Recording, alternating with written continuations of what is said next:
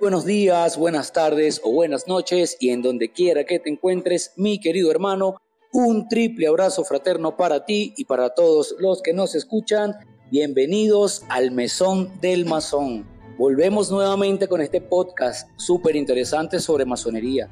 El día de hoy tenemos a un invitado súper interesante, como los que siempre tenemos por acá, a un querido hermano, Alejandro Medina, editor de la página web Masonería Global. Bienvenido, mi querido hermano, ¿cómo estás? Hola Israel, encantado de saludarte, muy bien, muy contento de estar contigo nuevamente, una vez más, seguro para conversar algunos temas bien interesantes. Un saludo pues a todas las personas que nos están escuchando y bueno, que te sigan en adelante en este programa tan extraordinario. Gracias, mi querido hermano. Claro que sí, vamos a estar hablando de un tema súper interesante el día de hoy, y es algo que es sumamente importante para la masonería a nivel mundial, y vamos a hablar de lo que es la regularidad masónica. Yo, sabiendo de que tienes bastante tiempo dentro de la masonería, he decidido que tú me acompañes en este programa y que expliques un poco a todos los que nos escuchan, tanto masones como no masones, de qué va lo que es la regularidad masónica. Claro que sí. Bueno, hablar de regularidad masónica es un tema algo complejo porque hay muchas versiones y muchos enfoques sobre lo que es regularidad o no es regularidad dentro de la masonería. E incluso a lo íntimo pues, de las organizaciones masónicas es un tema hasta un poco polémico y en algunos casos hasta incómodo. Lo primero es definir qué es regularidad. La regularidad es estar regulado por unas normativas, por unos principios, correcto, que te estructuren procedimientos y te normaticen en sí. Si estás bajo esos principios, eres regular. Si no estás bajo esos principios, estás fuera de lo regular, fuera de la regularidad. En referencia a la masonería es igual. Sin embargo, parte de unos principios fundacionales de la orden. Si bien es cierto que la masonería es medieval, tanto en su forma primaria operativa como su posterior forma especulativa, que se viene a oficializar posteriormente en 1717 a partir, pues, ya desde antes se hacía una masonería un poco especulativa, pero no estructurada como la que se crea en Londres a partir de 1717. Esa masonería regular tiene unos orígenes con los mismos principios fundacionales. Entonces, estar apegado a estos principios, ese regular, no estarlo, altera la regularidad. Por ahí va la cosa. Ok, y esos principios, hermano, yo tengo entendido principalmente que son los Landmarks y las constituciones de Anderson. Sin embargo, también creo que hay criterios que son muy puntuales, como por ejemplo una creencia en un ser superior o en el gran arquitecto del universo, como le llamamos nosotros, ¿correcto? Correcto, sí. Hay que recordar que la masonería especulativa, la masonería que conocemos hoy, se congrega a partir de la reunión del 24 de junio de 1717 en la Tasca, en el bar El Ganso y la Parrilla, en Londres, ¿no? Entonces hay que recordar en qué ambiente nace la masonería especulativa. En un bar entre tragos y diálogos festivos, alegres. Por eso parto de que la masonería debe ser alegría ante todo. Y digo esto porque a veces el tema de la regularidad le quita la alegría a algunos según la interpretación que le den. Correcto. Ciertamente la masonería a partir de este momento ya empieza a tener una claridad de principios normativos específicos. Entre esos principios está indiscutiblemente la creencia en un ser supremo, definido que no es el mismo criterio religioso, dogmático, ¿no? El ser supremo en el que tú tengas un principio, por supuesto, según la sociedad donde se desarrolle la logia masónica, suele haber una creencia u otra, pero el creer en Dios es indispensable para ser un masón regular. Adicional a esto, dentro de estos principios, que todos son fundacionales, también entra el carácter masculino de la masonería. Un punto súper importante y que creo que toquemos dentro de un momento. Correcto, claro que sí. Y el tercer punto es el trabajo con las tres grandes luces de la orden. O sea, esto define como principios esotéricos, simbológicos, filosóficos e incluso normativos, porque están los LATMATs, a la masonería regular. Ahora, entendiendo eso, yo, al igual que tú, mi querido hermano, lo entiendo que es así. Sin embargo, hay corrientes en las cuales tienen esos mismos principios, siguen los LATMATs, siguen las constituciones de Anderson, pero, y yo siempre lo he hablado por fuera contigo, que me parece que son temas más administrativos. Estoy hablando de cuando nombramos lo que es la CMI, la SILU, la Confederación Mundial de la Fraternidad Masónica. Entonces explícame un poco por qué está como esa disputa, por así decirlo de alguna forma, si los parámetros que seguimos son los mismos. Sí, es un tema, como tú lo decías, más administrativo que realmente de confrontación real de criterio. El único criterio que entra bajo ese esquema que tú estás diciendo, yo diría que es ideológico o incluso de intereses, cosa que no debería pasar en la masonería, porque dejando por fuera los temas que tengan que ver con política y con religión de nuestras logias, que también hacen parte del proceso de la regularidad masónica. Correcto, importantísimo también, mi hermano. Correcto, a veces masónicamente puede haber un comportamiento que se puede entender como político. Una cosa son las políticas masónicas que se dan dentro de las organizaciones y otras cosas es que las organizaciones vibren bajo estructuras institucionales como si fuera política y no masonería. Y quiero ser muy concreto con lo que estamos diciendo. Hay un principio central de regularidad. Esos principios son bases y fundamentales. Quien no está bajo ellos es irregular. Ahora bien, empiezan a derivarse a partir de estos principios y de la primera gran logia de Londres y Westminster, que es donde se da todo este desarrollo inicialmente, porque después va a saltar a Francia, y hay que hablar de Francia en un momento también. Empieza a partir de este momento a tener una estructura donde ya se empiezan a definir unos conceptos adicionales a los fundacionales. ¿Okay? Y estos conceptos ya empiezan a ser mecanismos un poco más de control de lo que se estaba construyendo. Bueno, pues mira, tenemos un grupo de hermanos, tal o cual territorio, que ya no es Inglaterra, por decir un ejemplo, y están teniendo una estructura, por supuesto, masónica regular bajo los principios, pero al estar geográficamente distantes hay que tener otros principios adicionales de filiación o demás, afiliación, vinculación, para poder tener como un mayor control de esto. Entonces el simple vínculo de la afiliación ya se ha pretendido ver como un factor fundamental de regularidad, y eso está mal, está fuera de orden, ¿correcto? Para mí la misma regularidad que tiene la CMI la tiene la SILU o la tiene la Conferencia Mundial de la Fraternidad Masónica o cualquiera de los cuerpos que practican masonería regular tradicional bajo los principios fundacionales, los LATMATs, las constituciones de Anderson. Igualmente yo lo veo como tú, de hecho, te dije al principio, me parece que es un tema más administrativo. Tú dijiste una palabra que para mí también es sumamente importante, que pueden haber intereses, que no debería existir este tipo de cosas dentro de la masonería. Y entendiendo este punto también, te comenté también hace rato el tema de la masonería de mujeres, o las mujeres dentro de la masonería. Te decía hace algún momento que para mí es muy importante tocar este punto, porque los tiempos también han cambiado. Entonces yo comentaba que en la antigüedad las mujeres no tenían el derecho de ingresar a la masonería. Hoy en día las mujeres tienen mucho más derecho. Entonces, a partir de allí, me gustaría que me comentaras tú cómo ves la masonería con mujeres dentro de ella, pues.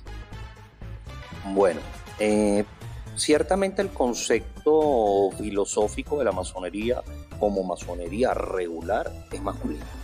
¿Okay? La masonería femenina o mixta no está contemplada dentro de los principios fundacionales que regulan la regularidad masónica.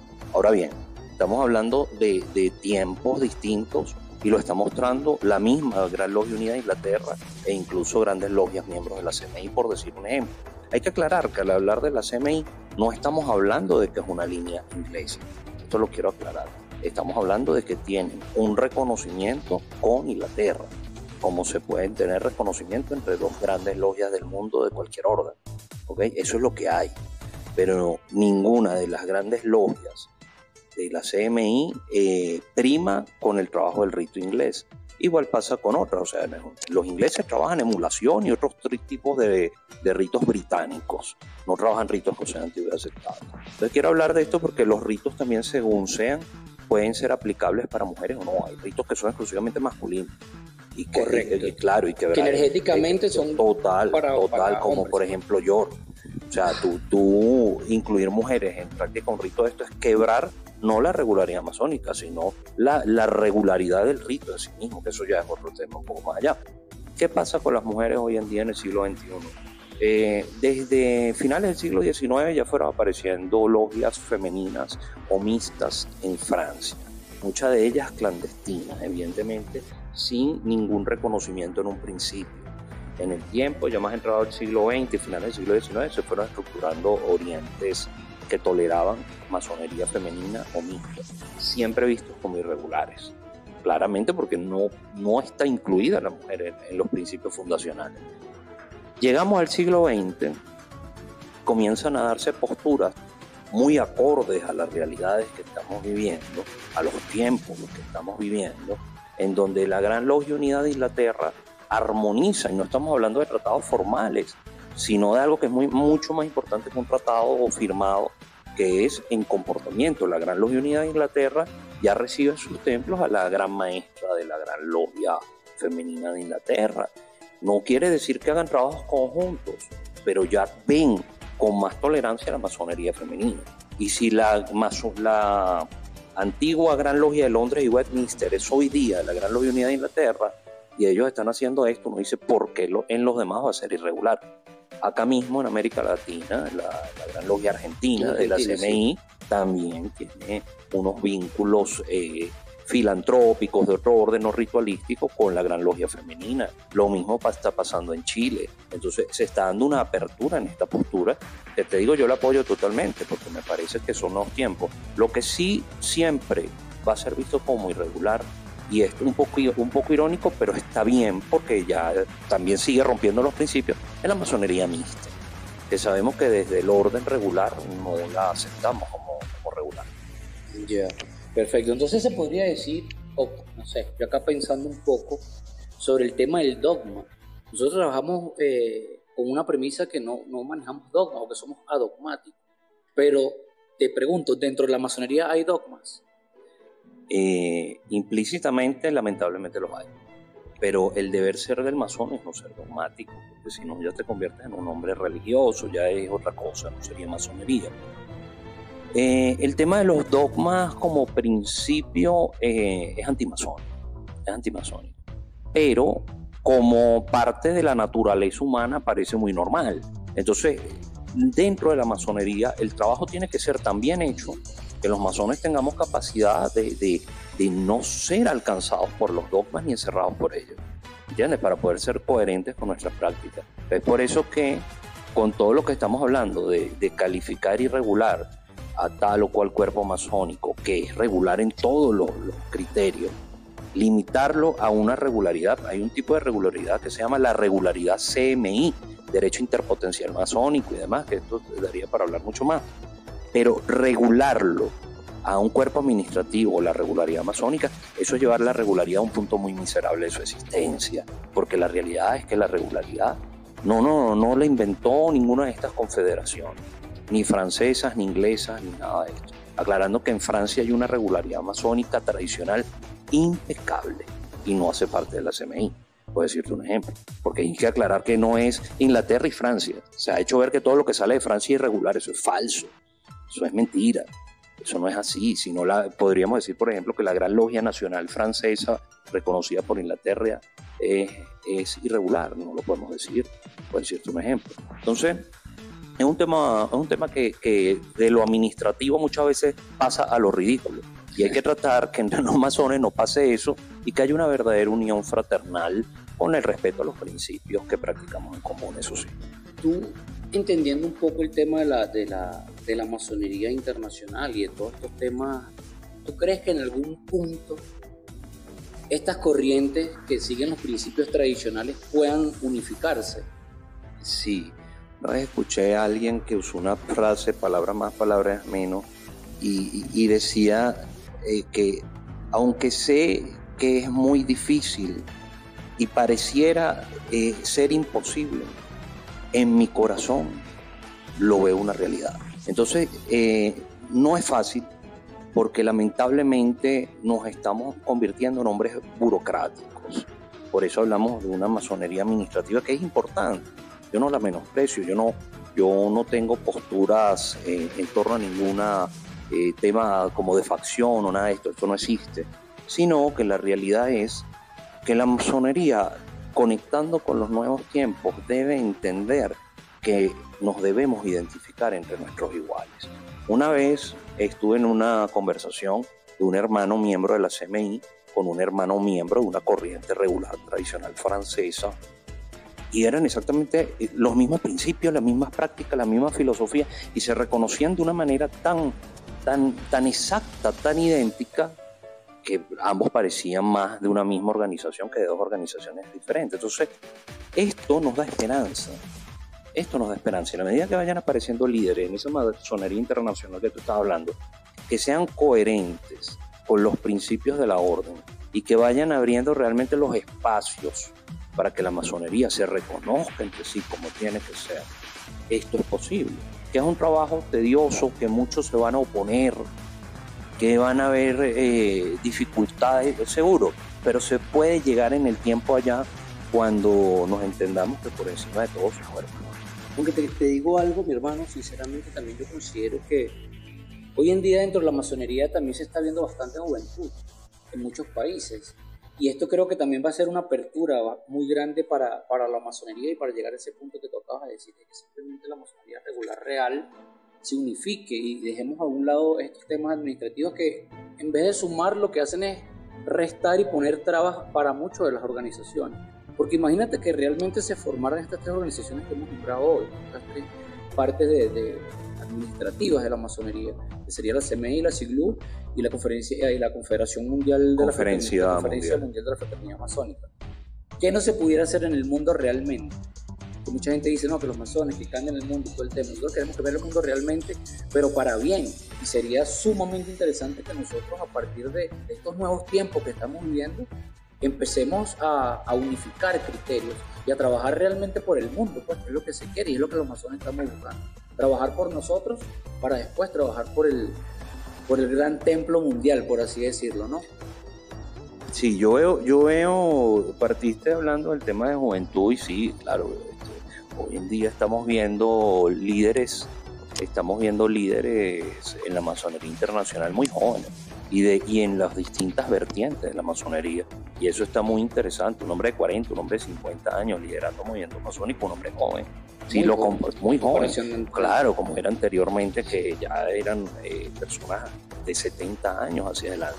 Entonces, obviamente, en un mundo tan vanguardista que estamos viviendo, con el mundo de la era de la informática, la inteligencia artificial, las redes, todo esto, es más fácil interconectar y esto creo que facilita las cosas y si se sabe usar como recurso puede facilitar eso. Entonces llega la juventud que se identifica con esos recursos, pero lo más interesante de esta juventud que yo siento que está llegando a muchos espacios de la masonería internacional es que no viene contaminada con viejos vicios y paradigmas de ciertas organizaciones masónicas, todas. Ninguna se salva de haber puesto de repente a veces la zancadilla para que no se dé un mayor acercamiento. Sin embargo, yo creo que en el tiempo esos procesos se van a ir dando y yo siento ahorita aperturas. Hay otros tiempos y parte de esa apertura, aunque no lo creas, lo está facilitando la informática y las redes sociales. Yo siento apertura de gente que, aunque unos son ingleses y otros son franceses, en tanto a proyecciones o vinculaciones filiales primarias, llamémoslo así, es un reconocimiento, no es nada más que eso. Veo que hay puntos de encuentro muy interesantes, que no va a ser fácil, segurísimo, pero podría pasar, y por lo menos que viva la esperanza de que algún día pueda ocurrir. Correcto, mi querido hermano. Bueno, mi hermano, ya vamos a ir cerrando. Súper agradecido, muy importante, corto y preciso, me parece a mí siempre que es importante dar esta información. Me gustaría que dejaras un mensaje final invitando a tu canal también de Masonería Global y dándole un mensaje a los queridos hermanos que nos van a estar escuchando alrededor del mundo. No, claro que sí. Bueno, la regularidad masónica da para un programa de largo, de muchas horas, casi seguro lo vamos a ir abordando en el tiempo, por escrito, por estos medios, en fin, pero esto hay que seguirlo trabajando porque es importante. Y el mensaje para las personas que nos escuchan, especialmente los hermanos masones, que tal vez entiendan un poco más del tema, es a que la filosofía es una masonería unida por principios, unida por valores, unida por una fraternidad espiritual real, y hacia allá que la orden debe marchar. Porque si no, como cualquier movimiento que no unifique principios, tiende a desaparecer. Entonces, una vez hacía, me acuerdo en un programa, por cierto, Masonería Global, ya concluyendo, donde hablábamos, habrá masonería dentro de 300 años más. Acabamos de cumplir ahorita, en 2017, 300 años de esa reunión en el Ganso y la Parrilla. Correcto. En 300 años más habrá masonería. La esperanza es que la haya. Y solo la va a haber en la medida que los masones nos concienticemos de por qué y para qué somos masones, fuera de ataduras y tonterías banales y profanas. No. Seamos masones de espíritu, de corazón y de proceder. Yo no puedo ver a un hermano iniciado con malos ojos solo porque no esté iniciado bajo mi mismo paraguas. Eso es absurdo. De manera tal que la invitación a todos los hermanos es, hermanos, amarnos, como lo dijo el gran maestro Jesús, amados los unos a los otros, y así creo que vamos a estar bien. Muchísimas gracias, Israel. Excelente mensaje, mi querido hermano. Un saludo para todos los queridos hermanos que nos escuchan y para todas las personas que nos siguen. Recuerden seguirnos a través de TikTok como El Mesón del Masón, en Instagram, YouTube y Spotify. Nos vamos a estar escuchando dentro de 2 semanas aproximadamente con otro tema súper interesante. Chao.